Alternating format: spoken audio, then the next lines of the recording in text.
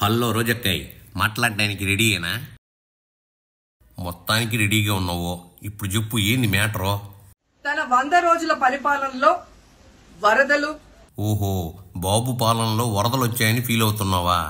ఆయన పాలనలో అన్నా కేవలం వరదలే వచ్చాయి అక్కయ్య. అదే మీ పాలనలో అయితే ఏకంగా కరోనానే వచ్చుళ్ళా. ఆడపిల్లల మీద రేపులు, వైఎస్ఆర్సీపీ వాళ్ళని మర్డర్ చేయటం, నరికి చంపటం, వాళ్ళ మీద తప్పుడు కేసులు పెట్టి వాళ్ళన్నా కేవలం నరకమే చేస్తున్నారు అక్కాయ్. అదే మీరైతే నరికిన బాడీని డోర్ డెలివరీ కూడా చేశారుగా, వెరైటీగా.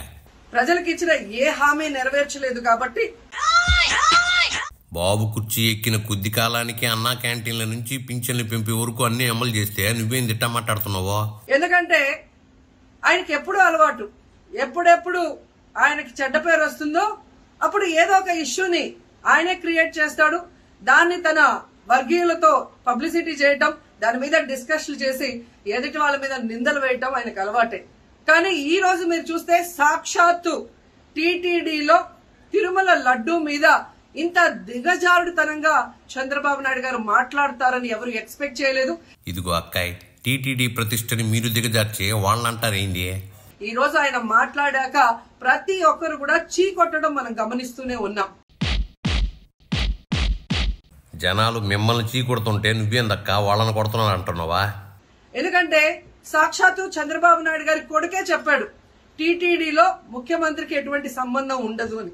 అలాంటప్పుడు జగన్మోహన్ రెడ్డి గారు ఏదో దగ్గరుండి తిరుపతి లడ్డూలో యానిమల్ ఫ్యాట్ ని మిక్స్ చేయించినట్టుగా ఆయన ఈరోజు ఆరోపించడం ఎంతవరకు సబబని నేను అడుగుతాను. టీటీడీతో సీఎంకి సంబంధం లేదంటావేంది? అందుకేనా ఏంది లడ్డులో ఏం కలిపినా జగన్ ఏం అనకుండా గమ్మునుండే? ఒక్కసారి మీరు గమనించండి, చంద్రబాబు నాయుడు గారు ముఖ్యమంత్రి అయిన తర్వాత జూన్ 21వ తేదీ ఈవోగా శ్యామలరావు గారు మరి అక్కడికి రావడం జరిగింది. నెయ్యి వాసన చూస్తూ లడ్డూలో స్వచ్ఛమైన నెయ్యిని మేము వినియోగిస్తున్నామని ఆయన చెప్పడం కూడా మీరు అందరూ గమనించుంటారు. జూలై 6వ తేదీ 12వ తేదీ 2 సార్లు ట్యాంకర్లది టెస్ట్ చేయడం జరిగింది. అందులో వెజిటబుల్ ఫ్యాట్ మిక్స్ అయింది కాబట్టి దాన్ని రిజెక్ట్ చేశాము, దాన్ని వాడలేదు అని శ్యామలరావు గారు చెప్పడం మనం అందరం కూడా గమనించాం. అలాంటిది 2 నెలల తర్వాత ఇప్పుడు చంద్రబాబు నాయుడు టీటీడీకి సంబంధించిన దాన్ని టీడీపీ ఆఫీస్ లో ప్రెస్ మీట్ పెట్టి ఇలా యానిమల్ ఫ్యాట్ కలిసింది అని ఒక నింద వేసినప్పుడు దాన్ని సమర్థిస్తూ మళ్లీ శ్యామలరావు గారితో ప్రెషర్ పెట్టి ప్రెస్ మీట్ పెట్టించి ఎలా మాట్లాడిచ్చారో మీ అందరూ కూడా గమనించారు. ఈవో శ్యామలారావుని వాళ్ళు బెదిరించారని చెప్తున్నా. గతంలో బాబుని జైల్లో వేసినప్పుడు కూడా ఐపీఎస్ని మీరు బెదిరించే ప్రెస్ మీట్లు పెట్టించారుగా. సాక్షాత్తు నారా లోకేష్ గారే చెప్పారు టీటీడీతో ముఖ్యమంత్రికి సంబంధం లేదు అని. అలాంటప్పుడు జగన్ గారి మీద ఎలా నిందలేస్తారని నేను అడుగుతున్నా. లోకేష్ ఆ ముక్క ఎక్కడన్నాడు అక్కయ్య? మీరు అన్న మాటలను కూడా అన్నారని చెప్తే అట్ట? ఈరోజు మీ ప్రభుత్వంలో మీ ఈవో ఉండగా మీరు టెస్టింగ్ చేసిన మిల్క్ లో వెజిటబుల్ ఫ్యాటా ఇంకో ఫ్యాటా ఉంటే దానికి బాధ్యత ఎవరు? శ్యామలరావు గారా, లేదా ప్రభుత్వంలో ఉన్న చంద్రబాబు నాయుడు గారా, లేదా ఎవరు టీటీడీ బోర్డులో ఉన్న మెంబర్సా? సో ఇది ఒకసారి మనం ఆలోచించాల్సిన విషయం. తప్పు మీ టైంలో జరిగితే బాధ్యత వాళ్ళెందుకు తీసుకుంటారా? కొంపదీసి తప్పు మీరు చేస్తారో ప్రాయశ్చిత్తం వాళ్ళని చేసుకోమంటారా ఏందే కామెడీగా? రెండవది మీరు చూస్తే చంద్రబాబు నాయుడు డైవర్షన్ పాలిటిక్స్ ఎప్పుడూ చేస్తుంటారు. కోడి కత్తితో డైవర్షన్ పాలిటిక్స్ ఎవరు చేశారో అందరికి తెలుసులే అక్కయ్య. ఆ తిరుమల కొండ మీదకి జగనన్న అధికారంలో ఉన్నప్పుడు మోడీ గారు వచ్చారు, అమిత్ షా గారు వచ్చారు, ఎక్స్ సీజే రమణ గారు వచ్చారు, ప్రెసిడెంట్ సీజే గారు వచ్చారు. అంతెందుకు చంద్రబాబు నాయుడు ఫ్యామిలీతో సహా వెళ్లాడు, పవన్ కళ్యాణ్ గారు వెళ్లారు. లడ్డూలో ఏ మాత్రం రుచి తేడా ఉంటే ఆ రోజే వాళ్ళు కంప్లైంట్లు ఇచ్చి ఉంటారుగా, ఎందుకు కంప్లైంట్లు ఇవ్వలేదు? వాళ్ళకి మీరు మంచి లడ్డూలు ఇచ్చారేమో. ఇప్పుడు ఆ 5 సంవత్సరాల్లో ఏదో జరిగిందని నింద వేయటానికి ఈ రోజు టీటీడీని ఎంచుకొని తిరుమల తిరుపతి దేవస్థాన ప్రతిష్టను దిగజార్చడం ఎంతవరకు కరెక్ట్ అని భక్తులందరూ కూడా ఒకసారి ఆలోచించాల్సిన అవసరం ఉంది. క్రిస్టియన్ పద్ధతిలో పెళ్లి చేసిన భూమననే మీరు టీటీడీ చైర్మన్ గా చేసినప్పుడే ఆ ప్రతిష్ట పోయిందిలే. అండ్ మూడోది, ఈ రోజు ఎవరైతే బీజేపీ నాయకులు కూడా మాట్లాడుతున్నారో వాళ్ళని నేను అడుగుతున్నా, ఇదే టీటీడీ బోర్డులో మెంబర్లుగా బీజేపీకి సంబంధించిన వాళ్ళు ఉన్నారు. మరి ఆ రోజు తప్పు జరిగితే వీళ్ళందరూ ఎందుకు మోడీ గారికి అమిత్ షాకి ఇన్ఫార్మ్ చేయలేదు, ఎందుకు దీని మీద చర్యలు చేపట్టలేదు అనేది నేను అడుగుతున్నా. అలాగే ఈరోజు తెలుగుదేశం పార్టీ అధికార పార్టీలో ఉన్న వేమిరెడ్డి ప్రశాంతి గారు ఆ 5 సంవత్సరాల కాలంలో ఈ పర్చేసింగ్ కమిటీలో 5 సంవత్సరాలు ఉన్నారు. అలాగే ఇప్పుడు మంత్రిగా ఉన్న పార్థసారథి గారు కూడా పర్చేసింగ్ కమిటీలో ఉన్నారు. మరి వాళ్ళని విచారించండి. ఆ బోర్డు మెంబర్లందరినీ బయటకు వచ్చి మాట్లాడమని చెప్పండి.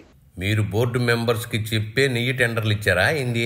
ఈ రోజు ఇంత మంది గొప్ప గొప్ప వాళ్ళు తిరుమలకు పోయి లడ్డు తిన్నా జరగని తప్పు వాళ్ళ పర్చేస్ కమిటీలో ఉన్న వాళ్ళు జనసేన పార్టీ తెలుగుదేశం పార్టీలో చేరిన వాళ్ళని మాట్లాడకుండా కేవలం జగన్ గారిని టార్గెట్ చేసి మాట్లాడటం చూస్తే రాజకీయ లబ్ధి కోసం తిరుమల పవిత్రను భ్రష్టు పట్టిస్తూ ఈరోజు చంద్రబాబు నాయుడు చేస్తున్న నీచ నికృష్ట రాజకీయాలు అందరూ కూడా గమనించి ఆ చంద్రబాబు నాయుడికి బుద్ధి చెప్పమని కోరుకుంటున్నా.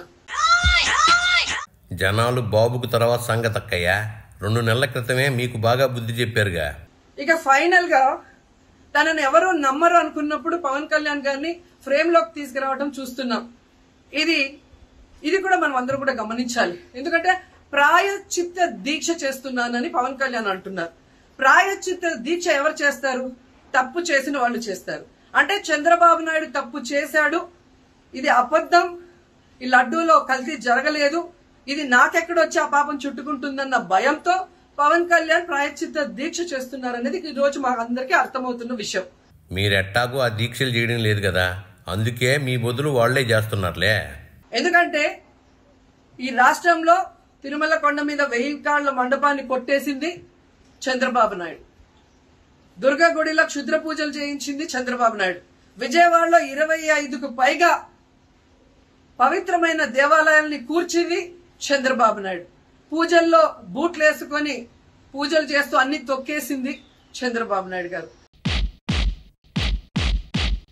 మీ హయాంలో కూడా అంతర్వేది రథం దగ్గర నుంచి రాముడి విగ్రహం వరకు అన్నిటినీ తగలబెట్టారుగా. అలాగే హిందువులు కూడా చంద్రబాబు నాయుడిని క్షమించరు. నెయ్యిలో యానిమల్ ఫ్యాట్ ని కలిపిన మిమ్మల్ని హిందువులు క్షమించరు గాని ఆ విషయం చెప్పిన బాబుపై వాళ్ళకెందుకు కక్ష ఉంటది? ఆ పాపం నుంచి తప్పించుకోవడానికి పవన్ కళ్యాణ్ చేస్తున్న ఈ 11 రోజుల ప్రాయశ్చిత్త దీక్ష పవన్ కళ్యాణ్ కి మాత్రమే పనికొస్తుంది. కాబట్టి ఇకనైనా తిరుమల తిరుపతి దేవస్థానాన్ని అడ్డం పెట్టుకుని జగనన్న మీద దుమ్మెత్తి పోసే కార్యక్రమాల్లో ప్రతిష్టగా దిగజారిస్తే తిరుపతి అమ్మాయిగా నేను ఊరుకునేది లేదని కూడా ఈ సందర్భంగా తెలియజేసుకుంటున్నాను. ఏందక్కయ్యో నువ్వు తిరుపతి అమ్మాయి అని చెప్పుకుంటున్నావు, అందుకేనా ఏందే తిరుపతి టికెట్లను అందరికంటే ఎక్కువగా నువ్వే అమ్ముకున్నావా? చెప్పిన దొరుకు చాలుగానే ఇంక బయలుదేరు.